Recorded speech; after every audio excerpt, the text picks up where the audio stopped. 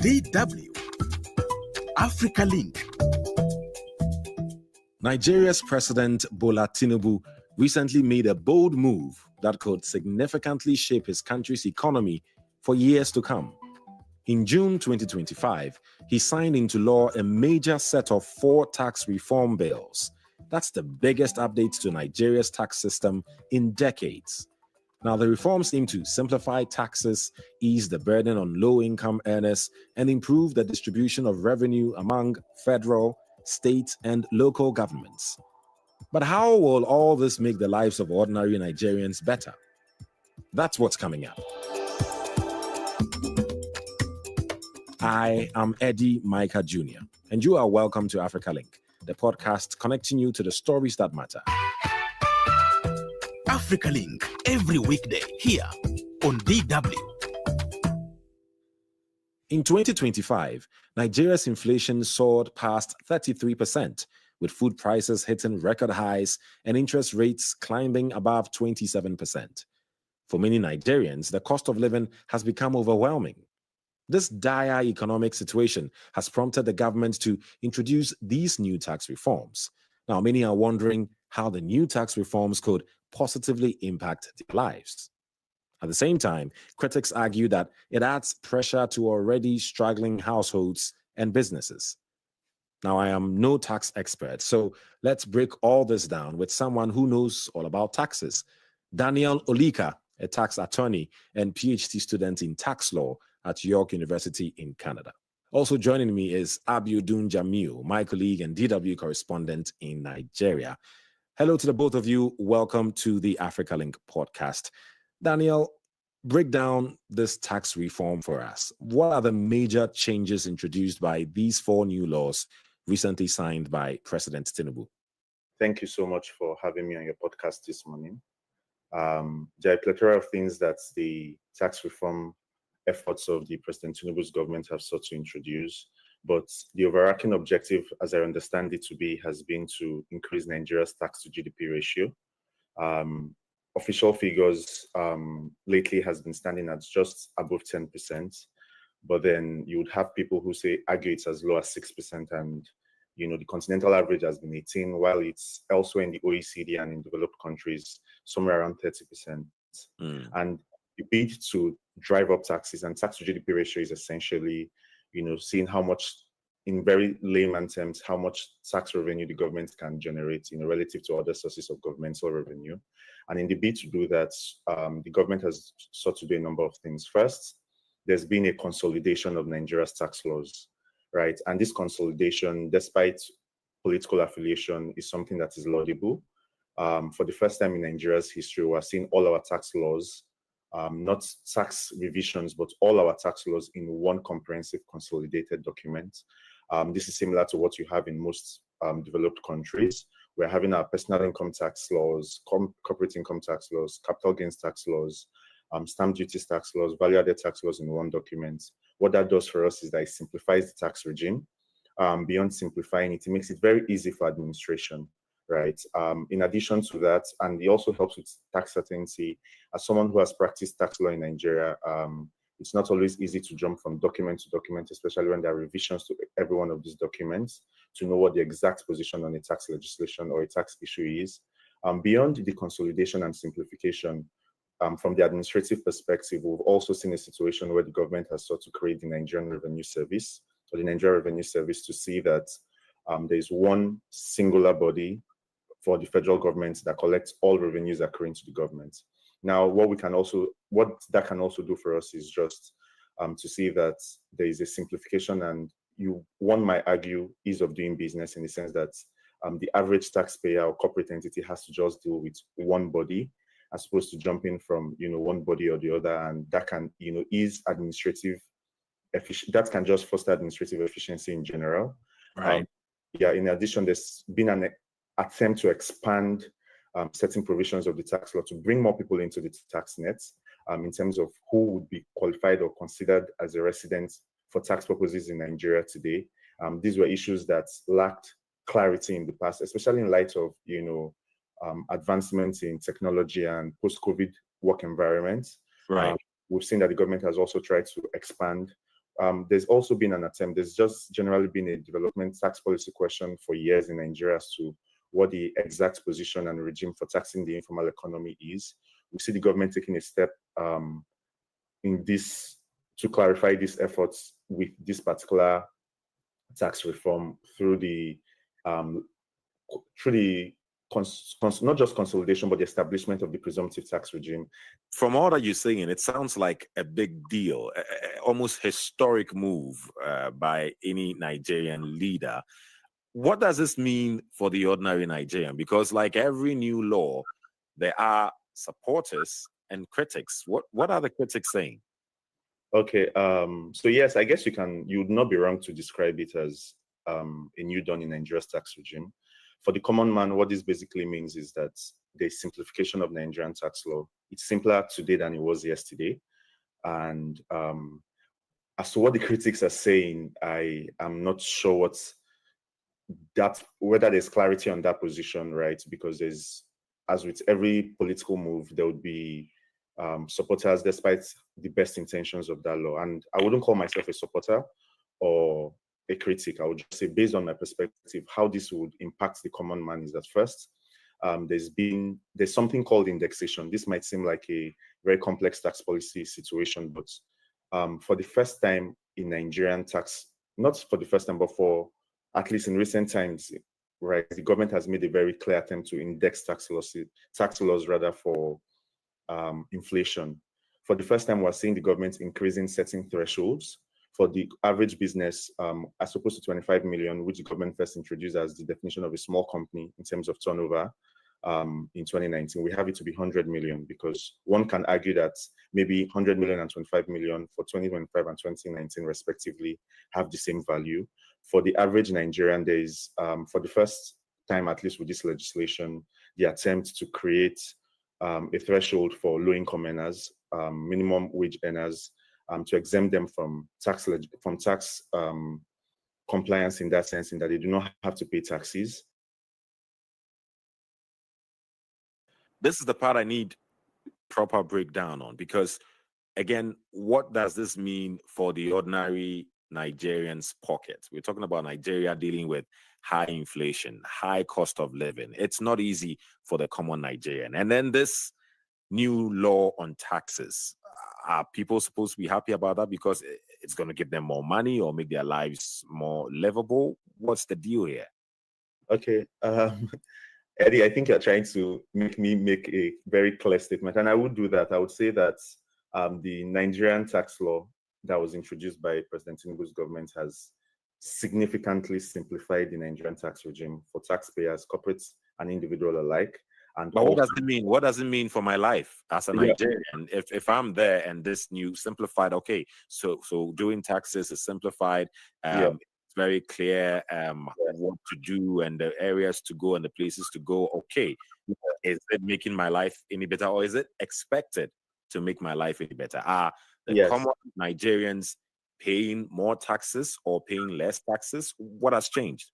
Yeah, so the average Nigerian should be paying less in taxes. Like I mentioned earlier, the tax rates and the nominal values in the tax laws have been indexed for inflation, right? Okay. So the tax rates have been adjusted, right? So where you would have the lowest tax band to be 300,000 thereabouts in the past, you have it as 800,000 today, right? That's a clear indexation for inflation, right? The government has also sought to expand the list of things that are not VATable in Nigeria, basically things that you would not pay VAT on, right? So even if the tax rate is maintained at 7.5%, despite attempts to increase or possibly reduce it, as depending on the side of political divide you stand on, that would mean that for the average Nigerian, you are paying less.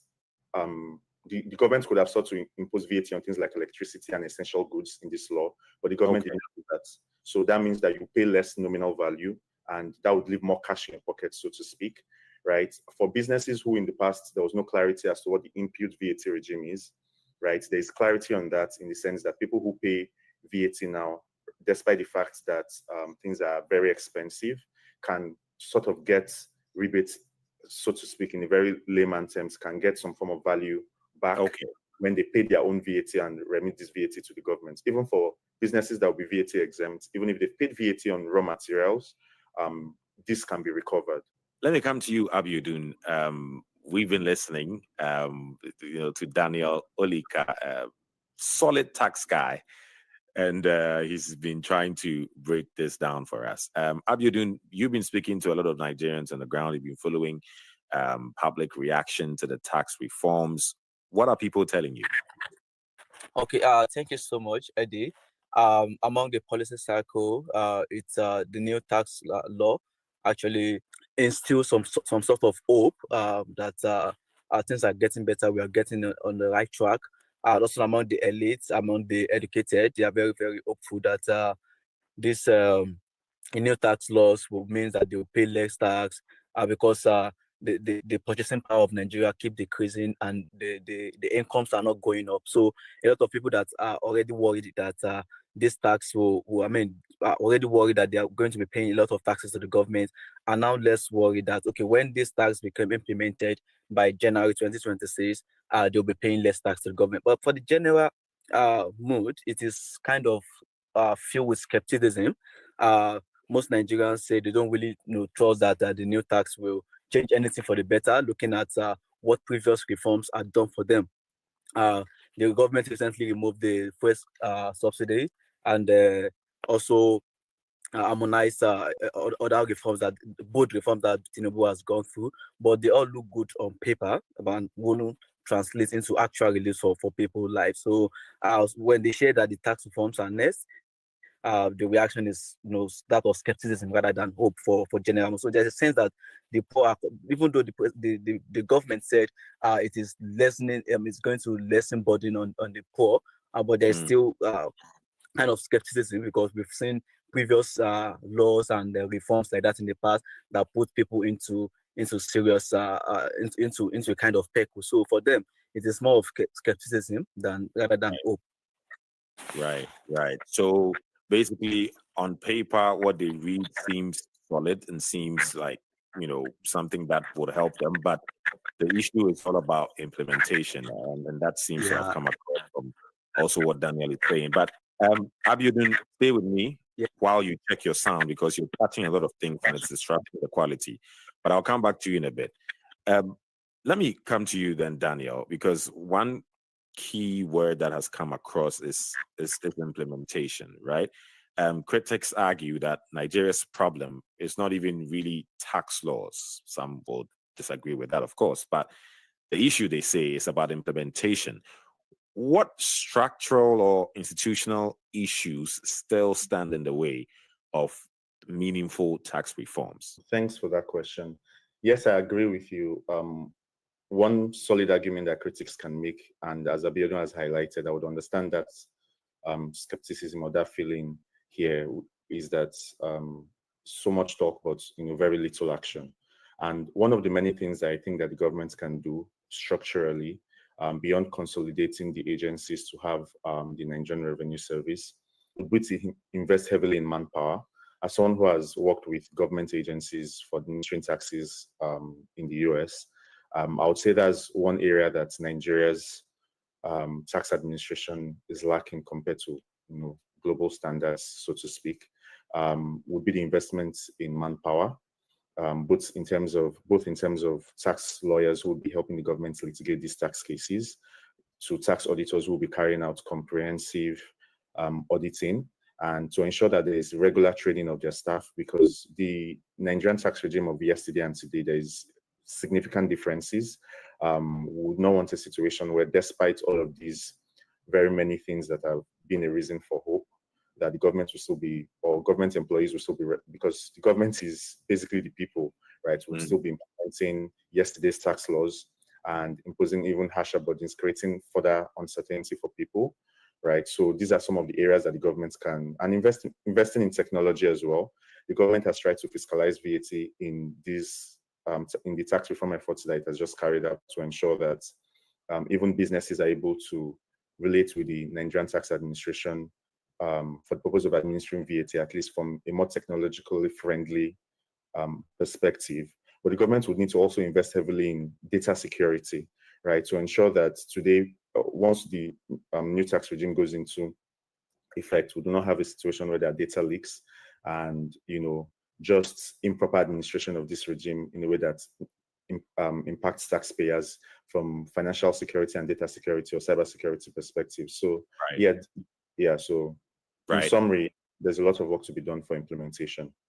I think you couldn't have summarized it any better.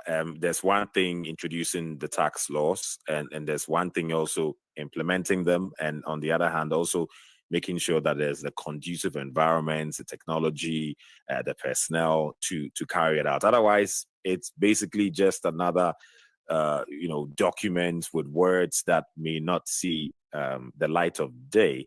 Abiodun, let me come to you quickly on this one, because communication is also very important, so people understand what the government is doing or at least aims to do. How has that strategy been going so far? Does the ordinary Nigerian understand what's going on? Yeah, Eddie, communication is key, just like you said. When this reform was going through scrutiny, there were town hall meetings, there were market square meetings and everything. But for now, even after the law has been passed, there's still a major gap. So the reforms are basically being discussed in elite cycles, among professionals and rooms. But people, let's say people selling pepper, ordinary pepper, that's the informal sector, and they occupy like a large chunk of Nigeria economy. So people selling pepper in the market, people selling small business, nano and micro business in the market don't really understand what this tax means for them. So when you go into markets, into local communities, in fact, most people haven't heard anything beyond the headline. So the communication gap is still, still a major gap. So even those who have heard about the new laws, perhaps often don't understand what the changes means for them practically. There's no simplified breakdown in local languages, no grassroots engagement, and very public few forums where citizens can ask questions and clarify misconceptions in local communities have been there. So for them, in the next 6 months or 5, the government needs to do quite very much on the communication and let people, average Nigerians, even those in local communities, understand what this tax laws means for them, what they tend to benefit from it, and what is expected of them. So there's a big concern if people don't understand the law, they can't take exceptional advantage of the exceptions and hold government accountable implementing them. So this is exactly what the communication has been. But from what you're saying, people are just very skeptical. Why is that? Mostly because previous reforms taken by this government, there is trust issue, because previous reforms taken by this government have not in any way bettered their lives.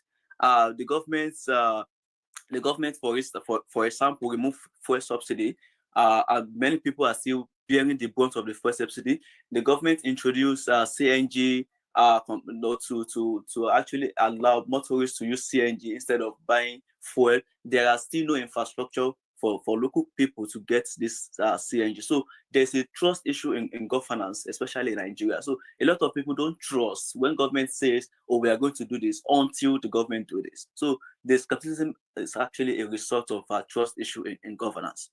It's a bit strange, isn't it, Daniel, that this is such a big deal, but the communication, one, has been an issue.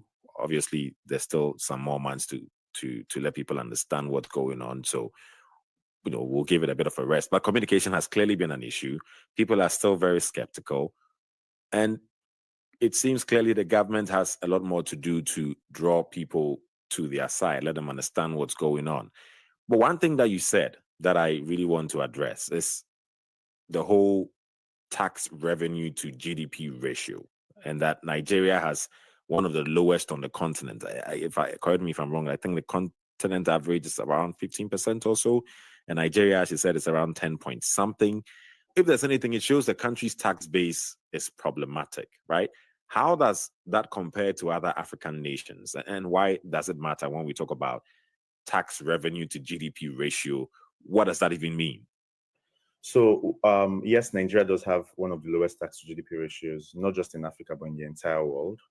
And the figures range from 6 to 10%. Whatever it is, whether it's 6 on the lower end or the higher end 10%, neither one of it is good. And the government has a lot of work to do. Now, what does tax to GDP ratio even mean in this sense? It means that the government is generating so little in tax revenues as a proportion of its GDP and its general revenue base than it should be doing, right? So when we say it's just 6% or 10%, it's generating from its GDP, right? It's just generating 6 or 10%, whichever figure, in terms of tax revenues. Why should the government do more? Tax remains the most sustainable way for generating revenue, right? Which is why you'd find that even advanced economies, there is always a drive to generate more tax revenue. And when the government generates more tax revenue, the life of the average Nigerian ought to be better. And I use the word ought because that should be the textbook case. The government should build more roads. The government should invest in infrastructure. It means that the government should spend, if the government is generating more from taxation as a proportion of its general GDP or revenue, it means that the government should, would have very little reason to go to the international capital markets to generate revenue through, or to take loans, right? And that would mean that the government will spend less in servicing debt, and that would mean that the government will be able to invest for future generations.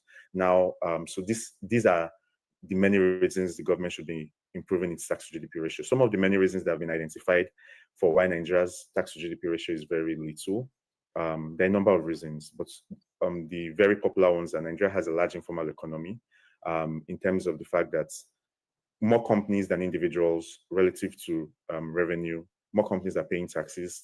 Companies tend to be more compliant than, I'm not saying that perfectly compliant, but than the average individual, right? All of this talk about tax revenues.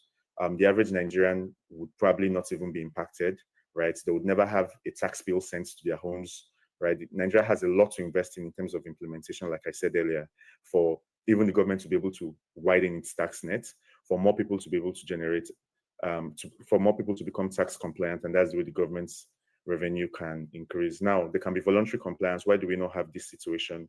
Is that, like Abiodun mentioned, and like we've also highlighted, there's a huge trust deficit in Nigeria, right? The average Nigerian would believe that, why am I supposed to pay taxes, right? I pay taxes so that the politician's child can go study in the UK, while my child, will be studying in third-rate Nigerian universities. Not to say that they are, but I'm just saying that that would be the option compared to what the politician's child will have access to. These are the situations and these are the issues with, general tax to GDP ratio conversation, implementation, large informal economy, lack of technology to properly implement tax laws, general regulation and profit shifting, where large multinationals are trying to rob the tax system, so to speak, through tax avoidance measures. And the government has also tried to do something in this regard through CFC rules, minimum tax, imposition of a minimum, clearly defined minimum tax regime for the purpose of attracting revenues. There's still a lot of work to be done, but at least steps in the right direction for improving tax to GDP. Okay, we will look at the glass half full instead of half empty, and be optimistic that at least on paper, this seems to be the right way to go. But as you've said, that's not what people are really looking at. People are looking at proper implementation. People are really looking at how this will fill their pockets, or that they're not losing even more money from their pockets. The businesses, the larger companies, the even the informal sectors are all going to be looking at any way this is going to impact their lives in any way. So we will have to wait and see. Thanks a lot for the breakdown, Daniel Olika, tax attorney and PhD student in tax law at York University in Canada, and Abiodun Jamil, DW correspondent in Nigeria. Thanks to the both of you. Thank you, Eddie. Thank you for having me, Eddie.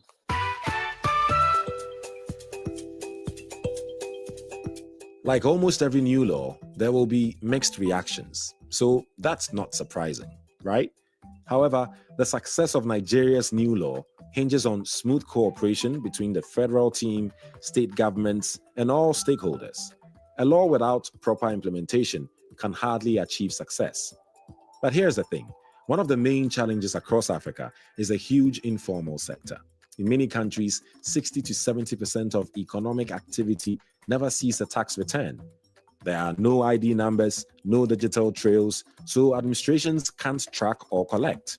And in the cases where taxes are collected, many citizens don't trust that their government is using tax revenues for their well-being. Corruption perceptions are also high against government and tax officials. Nigerians may not want to hear this due to the rivalry, but by 2023, Ghana had steadily improved its tax system, raising its tax to GDP ratio to 14.1%, the highest in 6 years. Now, in contrast, Nigeria remains stuck at just 10.86%, one of the lowest rates in Africa. However, President Tinubu is confident that the new tax law will improve things. So let's see how it unfolds. We'd like to hear from you on this, so please share your thoughts with us on our Facebook page, DW Africa. Your voice matters in this conversation. Listen to us on Spotify or wherever you get your podcast from. Don't forget to click follow and subscribe to our DW Africa YouTube channel so you never miss an episode. This show was co-produced and edited by Isaac Mugabe. And I am Eddie Micah Jr. Thanks for listening.